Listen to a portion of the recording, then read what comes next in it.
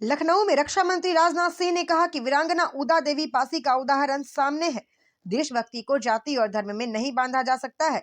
वीरांगना उदा देवी ने दलित महिलाओं को 1857 के स्वतंत्रता संघर्ष में शामिल होने के लिए संगठित किया। उनकी गौरव गाथा को दो और वजहों से याद किया जाना चाहिए। पहली बात, उदा देवी जी की कहानी हमें आत्मसम्मान सिखाती है, हमारे अंदर स्वाभिमान की भावना पैदा करती है।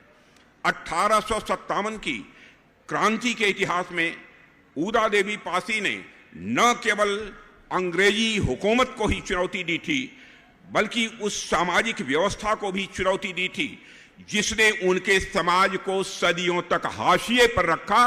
उस व्यवस्था को भी उदा देवी पासी ने चुनौती दी थी।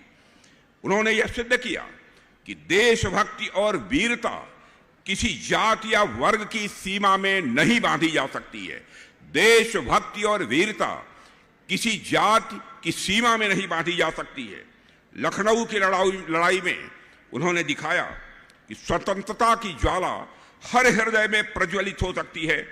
वह समाज चाहे सबसे उपेक्षित ही क्यों न हो, उसके हृदय में भी यह देशभक्ति की ज्वाला सदैव प्रज्वलित रहती है।